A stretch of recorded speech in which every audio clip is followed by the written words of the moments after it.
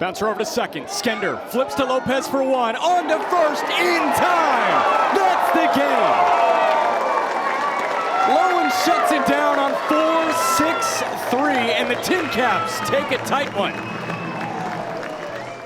Dialed up a baseball and hit it out to right field. It was knuckling on Tirso Ornelas, but he made a sliding grab against him the first time. This one does find some green in right field. That rolls into the corner. Ornelas picks it up. Uma getting the runaround from third. Throw goes home. It's in plenty of time, and they nab him. Speed and the acumen to score on a bloop single. That's a lot more than a bloop single. That's way deep. Pages races back, and it's gone. Look out. Johnny was 6 on the year, and we're tied at 2.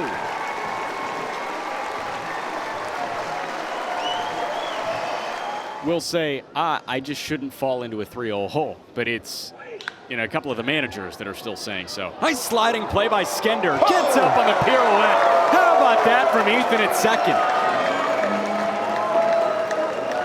2 away with a smile. So a lot of hustle from Ethan Skender to generate a run. Some fantastic starts. And Tirso going the other way. It's a double party, I'm telling you.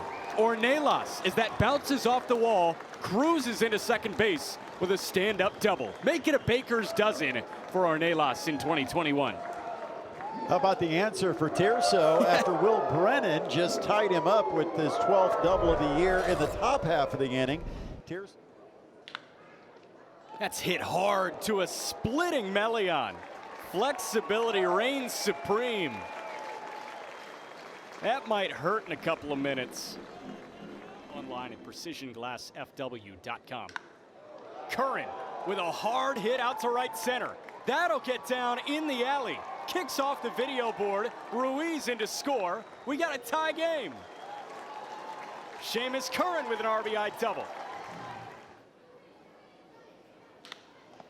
Bouncer off of Williams's foot. 1-5-3. Kick save and a beauty. Yeah, elsewhere in Fort Wayne right now, Fort Wayne FC, the amateur soccer team currently in action. Saw one of those on national center fielder Victor Robles' hat. It's making its way all the way from our nation's capital to the Summit City. Same praying mantis, you think? Yeah. Maybe his cousin.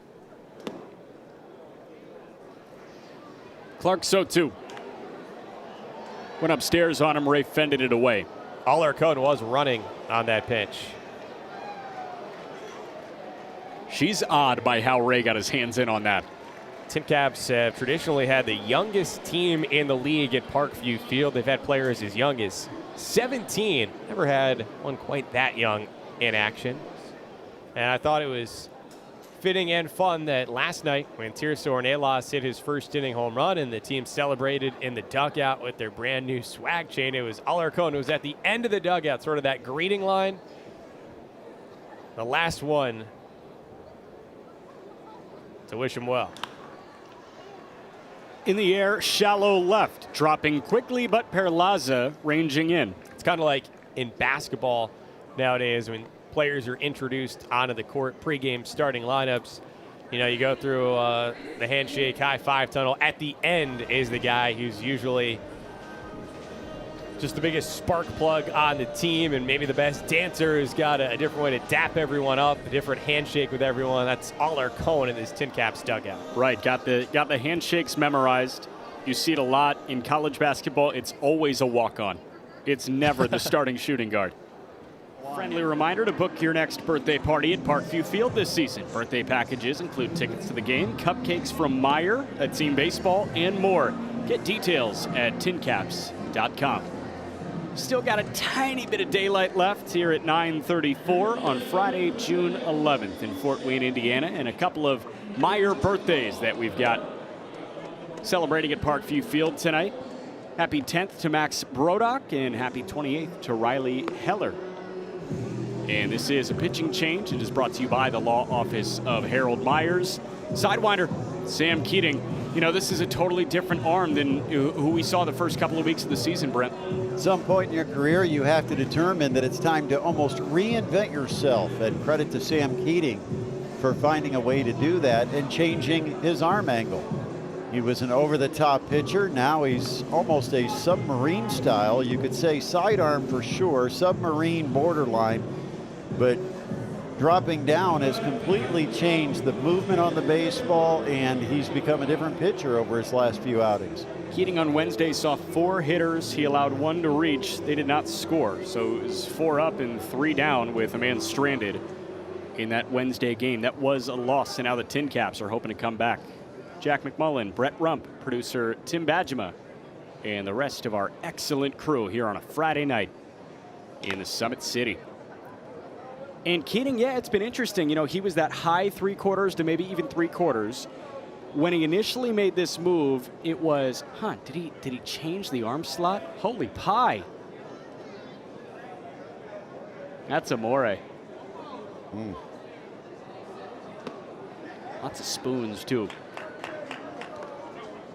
But, you know, you saw the move from the 3/4, and it was almost like station to station. It was a low 3/4, and you said, all right, are you dropping your arm slot? And then you saw that sidearm.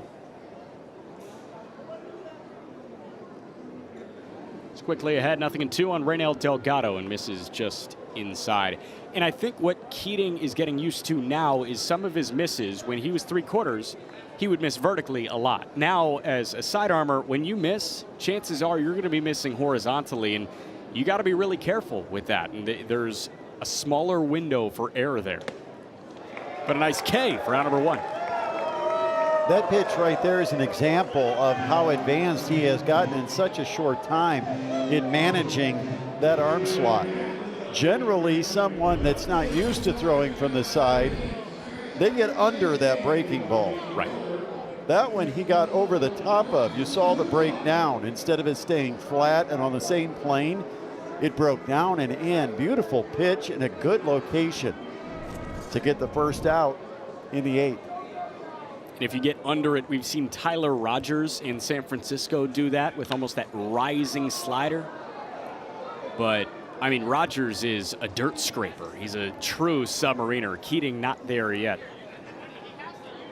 But, you know, this natural arm side run that you get, a typical overhand guy, and there's a good foul ball fan with his head of lettuce.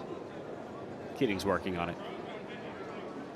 But it's that fastball there that, you know, typically tails, arm side, you're going to get some horizontal run. When you drop that arm slot, not only are you going to get the horizontal movement, you're going to get some vertical drop too, and you might start missing bats. Yeah, you might be able to turn the ball over, they say, to get it to break away from left-handers.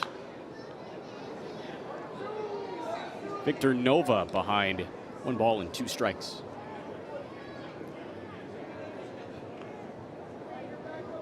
Yeah, you could look at this and you could say, why don't more pitchers, especially guys that are relief pitchers, go to this arm slot if you can get the kind of results Sam Keating has got? There again, he got over the top of the breaking ball, dropped it down, and really a good job to lay off it. And the fact of the matter is, it's really hard to do what Sam Keating is doing right now. Well, especially as quick as he's developed it. I don't know if it's something he's used in his repertoire in the past. Nova spanks it foul right side. Generally, the fear is that everything is going to flatten out, everything is going to be on the same plane. And when that happens, balls can be hit hard. It's getting on top of that breaking ball so it doesn't stay on the same plane. It starts at the knees, ends up at the feet.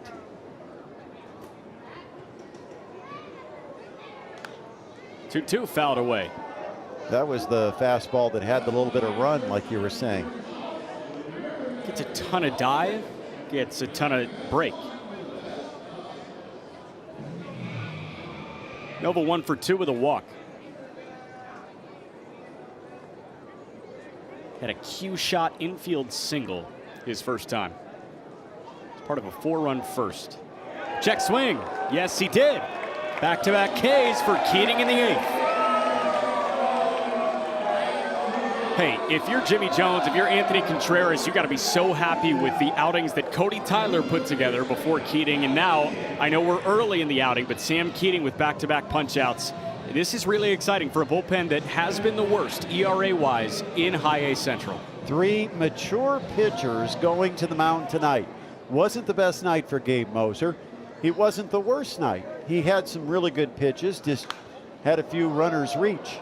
That's hard, but Tirso is there. That stays in the ballpark, and it's 1, 2, 3 for Keating. Now time for the bats to do some talking here at Parkview Field on a Friday night.